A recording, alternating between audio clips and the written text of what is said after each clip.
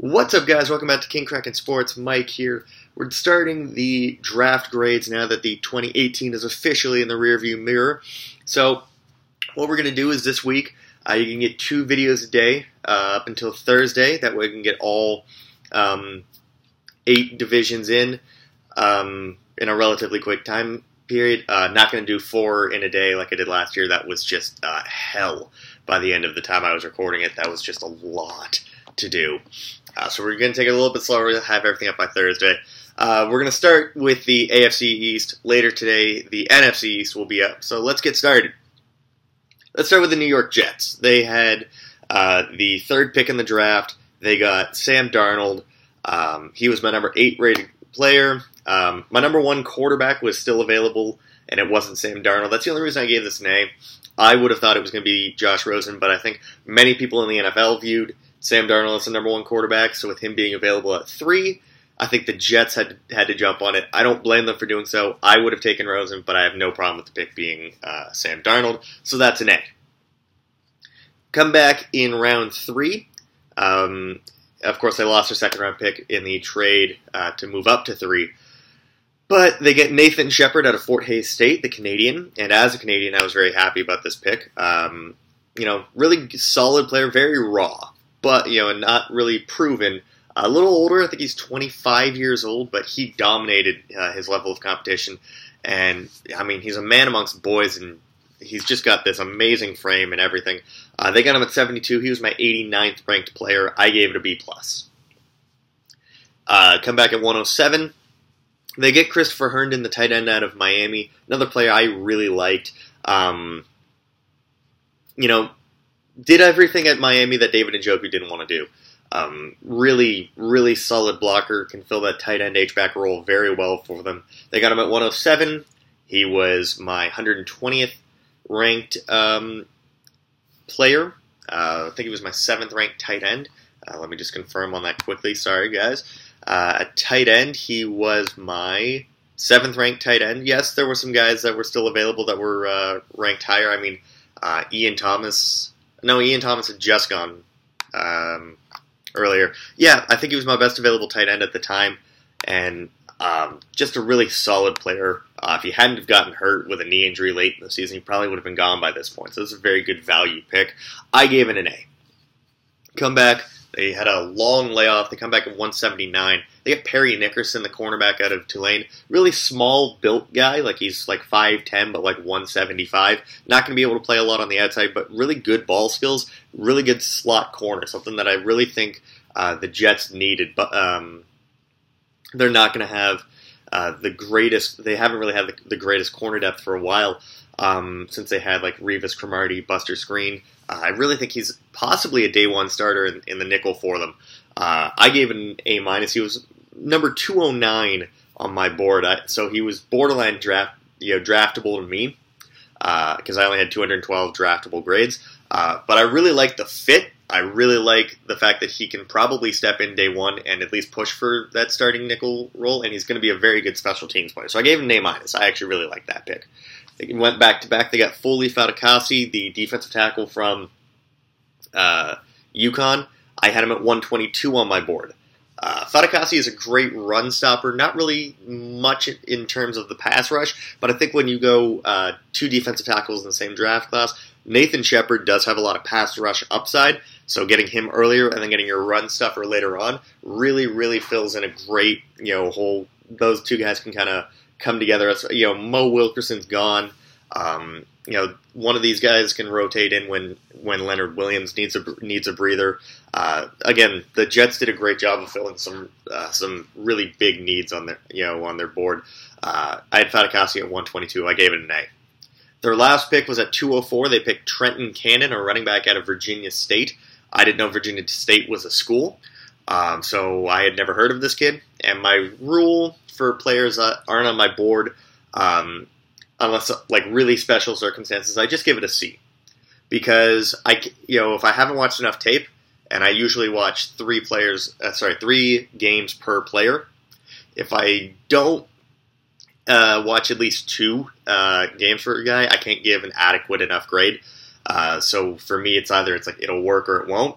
It's kind of a 50-50, and when you look at it, like a 50-50 in draft grades terms, that's more or less a C. So I gave it a C. So if you look at their grades, they have an A, a B+, an A, an A-, another A, and then a C. Unlike last year where I just kind of like averaged it off, I am weighting the top of the draft more than the bottom of the draft because I really think it's important to get off to a good start. Oakland Raiders, you'll see that in a couple of days. But yeah, obviously, you need to nail your first round picks in order to really keep your job, and then you need to do well, you need to do adequately on day 4 to make sure that that as a GM you keep your job. So I'm making sure that this year it's a little bit more fair, so that teams can't bomb the first 2 rounds and nail the next 5 and still get a good grade. So I gave the New York Giants overall an A-. I think that's a very good draft. Mike McCagnon has kind of struggled to fill needs in his first 2 drafts, the last 2.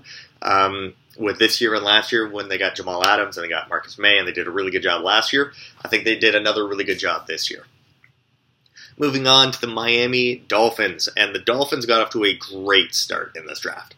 At number 11, Minkah Fitzpatrick falls into their lap. We knew Minkah was going to fall just based off of league need.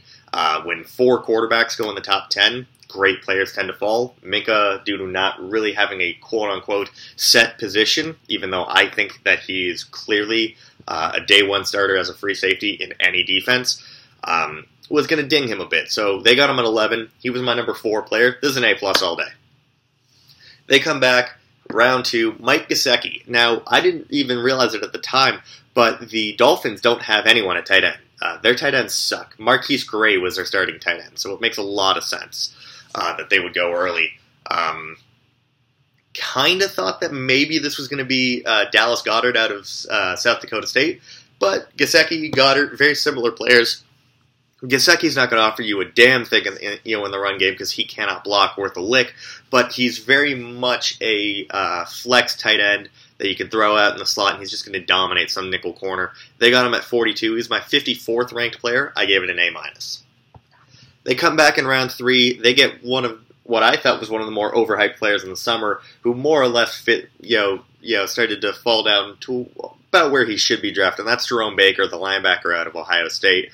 Kind of, again, one of these new age linebackers. He's like 6'2", 6'3", like 220, 225. These like fast, twitchy linebackers, but he tended to not be all that great at tackling and more of a coverage linebacker than a run support linebacker.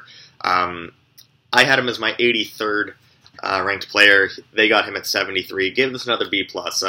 Kiko Alonso just doesn't have it anymore, and I think that Jerome Baker is a day 1 starter for them. Replaces Kiko Alonso. If not, he's very easily like a rotation linebacker early, and then when Kiko Alonso does finally just not have it anymore, then the Dolphins can throw him in on defense there. Come back at 123. They get Durham Smythe out of Notre Dame. Very interesting player to scout, because how do you scout a tight end that's never thrown the ball? Very, very good blocking tight end. Possibly the best blocking tight end in this class, but not a lot of production as far as catching the ball, just because Notre Dame didn't throw him the ball that much. But when he did throw the ball, he has pretty good hands. And I think Miami, with Gesicki as the as the receiving tight end, getting a great blocking tight end to make up for them. They can run a lot of 2 tight end sets, have Gesicki actually run the routes. Durham Smythe as an extra protector. This is a perfect pick for them. I had him at 194 just because, again, I wasn't sure about his receiving skills just because he didn't get to showcase them a lot. But as a blocking tight end in a 2 tight end system, this is a perfect pick. I gave it a B. At 131, they went with Kalen Ballage out of Arizona State. I had him at 179 on my board. Kalen Ballage is really a great what-if prospect. Like, what if he actually had any sort of production? I mean, he had the 7-8 touchdown game or whatever it was against Texas Tech, but that didn't really matter because he only got like 12 carries. And, I mean, it's not like this was Alabama where he was struggling, in a massive rotation of like elite 5-star running backs. He had Demario Richard, who was, I thought, a better running back prospect ahead of him. But just why weren't you able to grasp the major load of the carries. Wasn't really sure where to grade him. Like I said, I ended up giving him a position on my board at 179 because he's all potential but very little production because not being able to take a heavy workload in college at a smaller school, it doesn't add up. But I like the fit for him. I gave it a B+.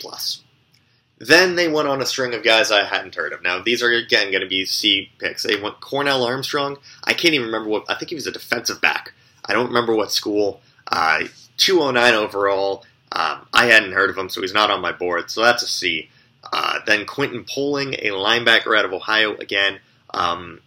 Didn't know who he was when he was drafted. So it's a C there. Now we're going to get into an exception, one of those exceptions I was talking about earlier. They go with Jason Sanders, the kicker out of New Mexico. Now, again, I don't watch kickers. I don't have time to. But when someone drafts a specialist, it generally means that it's a big-time need.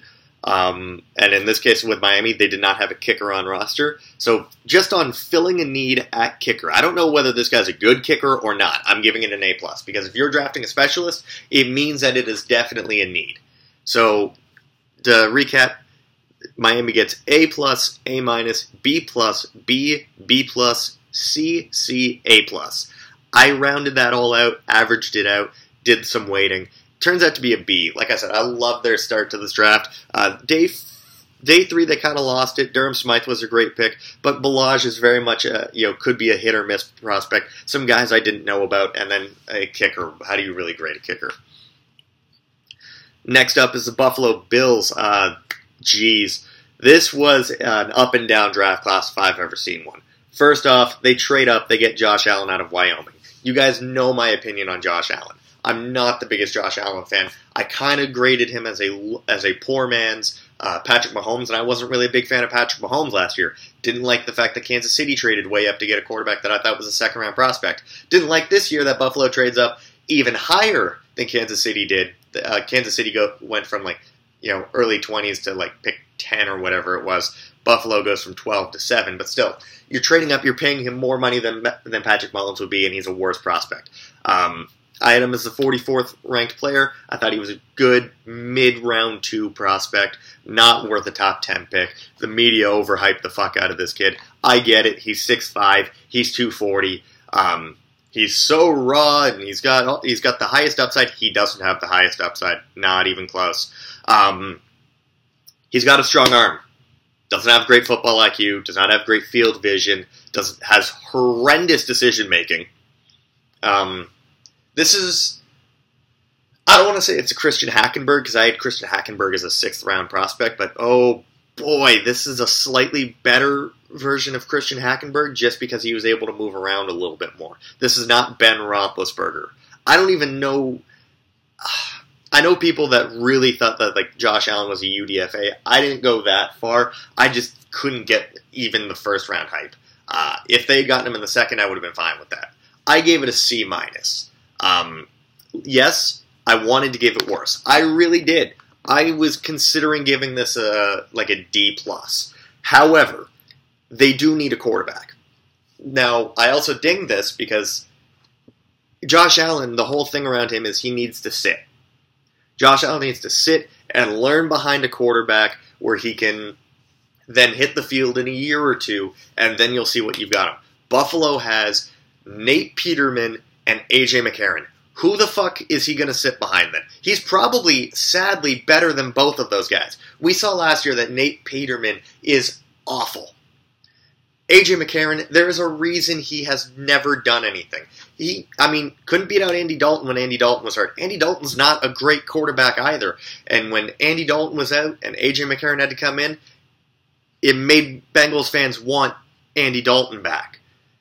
This was, again, and Josh Rosen was still available.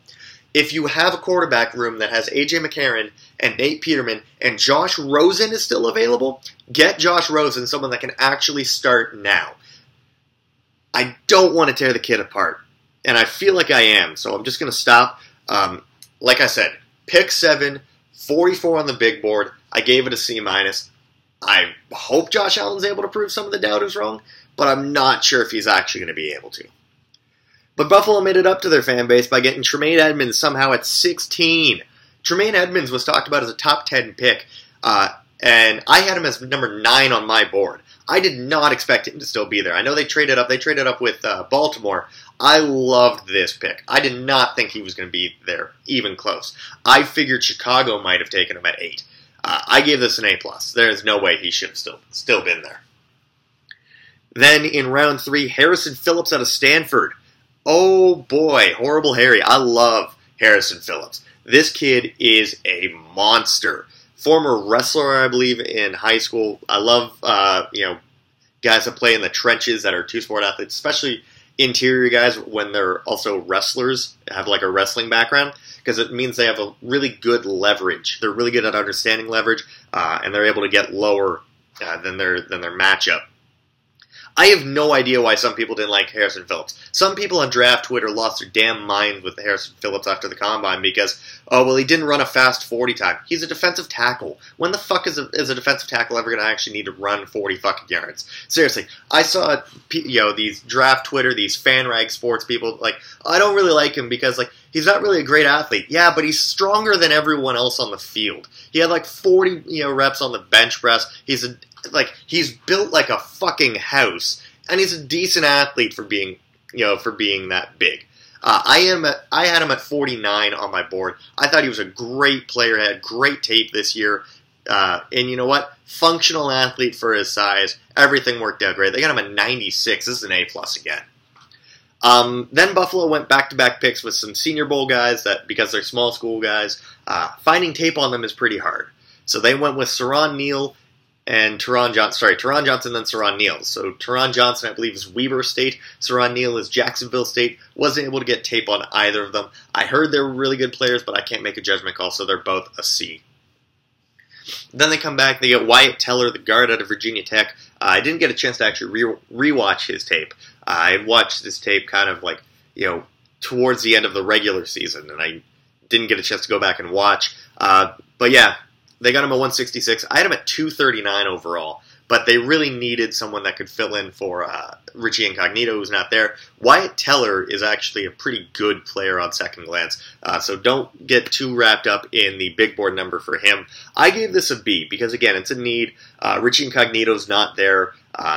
Sayonara Richie Incognito. Wyatt Teller did have day one starting potential, according to a lot of people. I didn't really see it at first, but he started getting a lot of hype later on, and I didn't get a chance to go back and check out his tape a second time. Then at 187, they go with Ray McLeod, the wide receiver out of Clemson. I had him at 252 on the board, but I think the reason they picked him is more so for a kick returner. Ray McLeod is an electric kick returner. Very, very solid player. I think he's easily a kick and punt returner, specialist. That's why I gave this an A-. Not based off of him playing receiver, because I just saw this as a special teams pick. They finish it off, second last pick of the draft, Austin Proehl, the wide receiver out of North Carolina, the son of former Rams wide receiver and Panthers wide receiver Ricky Proehl. Didn't get a chance to watch his tape, but if he's anything like his dad, he'll be a solid number 3, number 4 wide receiver. I gave this a C. So Buffalo gets C-, A+, A+, C, C, B, A-, C, then a C, which gives them an overall grade of a B. A solid draft, but nothing to write home about for Buffalo. Then the New England Patriots. And every year the New England Patriots come up, and normally they don't have a lot of picks. And you know what? This year they seemed allergic to picking. They kept trading back and trading back and trading back and trading back. I think they're trying to load up a lot on next year's picks as well, which to me says that they're trying to maybe trade up in next year's draft and get get a quarterback, kind of like what Buffalo did this year. Hopefully, they get a better quarterback than Buffalo did. So let's get into it. The Patriots also, it's really hard to grade them because you may look at it on your board and not like the pick, but then you look at it, Bill Belichick is a mad scientist at turning no-name players into good football players. Tom Brady, 199th overall pick, that wasn't even a full-time starter at Michigan and is now the greatest quarterback of all time. let's get into it. So they had the Rams pick at 23 after trading Brandon Cooks. They got Isaiah Wynn. They announced him as a tackle, but I kind of thought he was going to be a guard at the next level. Regardless, I think he's a day one starter. He was number 30 on my board, so he was an early second-round pick because I only had 19 first-round grades. I gave this an A. You know what? I think Isaiah Wynn is probably... I mean, at very least, he's a Shaq Mason replacement. He might be able to start at left tackle for them. The only reason that I had him as a guard was because he's only 6'2". But, I mean, the Patriots do what the Patriots are going to do. Come back 8 picks later, they pick Isaiah Wynn's teammate from Georgia in Sony Michel. And here's the funny thing. Draft Twitter loves talking about how you should never draft a running back in the first round because the rookie wage scale and yada, yada, yada. If the fifth-year option's picked up, this guy's getting such and such amount per year, and it's not worth yada, yada, yada, yada. And then the greatest coach and GM of all time, Bill Belichick, selects a running back in round 1, and Draft Twitter goes fucking silent because they just shit on themselves and didn't know what the fuck to do. Sony Michel is this year's Alvin Kamara, and unlike last year in Alvin Kamara, this was a first round, a first to second round running back that actually went where he was supposed to. Alvin Kamara fell for reasons that are unknown last year. I think a lot of people didn't want to miss out on this year's version, which is why Michel goes early. I love this pick. This is another A. One pick for the Patriots I can't get behind was their second round pick. Duke Dawson out of the University of Florida. I had him as the 210th ranked player in the class. They got him at 56. This was awful. I hated this pick. Duke Dawson was borderline draftable to me, but the Patriots tend to do things like this, which is the only reason I didn't give it an F. I gave it a D-. I didn't like it. Come back at pick 143, Jawan Bentley, the linebacker out of Purdue. I didn't know who he was. I gave it a C. Simple as that. Then they go with their next pick with a linebacker I had heard of, Christian Sam, at 178. I had him at 207. This is a B+. Then they went with the most Patriots move ever. Come back, 7th round, Braxton Berrios. 6th or 7th round. So many goddamn compensatory picks. I can never remember how many. 210 overall, they get Braxton Berrios, who was my last draftable grade at 213. I love this pick. It's the most Patriots thing ever. Edelman, Amendola, Wes Welker, and now Braxton Berrios, these small, shifty, white wide receivers. I loved Braxton Berrios. I thought he was a great slot receiver at the next level, and I just kind of assumed this whole time that he was going to go to the Patriots. I gave this an A.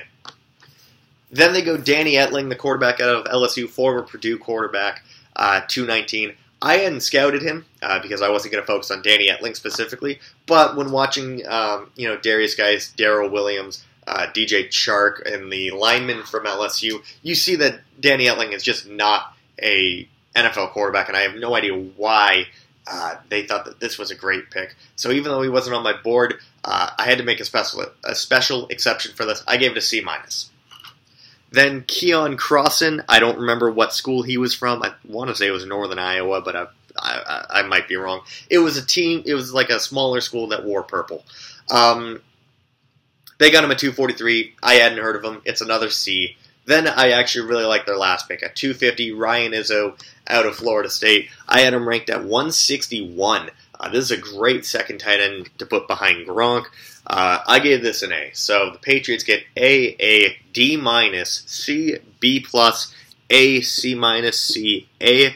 I gave them an overall grade of a B-, which was the lowest in the division. But, I mean, it's Bill Belichick. Some of these guys that I've never heard of are going to turn out to be, the best at their position in a couple of years because that's just what Belichick's able to do. He's such a great developer of talent. Looking at it right off the bat, it's a little hard to tell. But that's going to do it for this video. Come back in a couple of hours where we look at the NFC East, which I thought a lot of teams did, all 4 teams did really well with a lot of their picks. As always, guys, like, comment, subscribe, tell a friend, tell another friend. I'll see you guys in a couple of hours.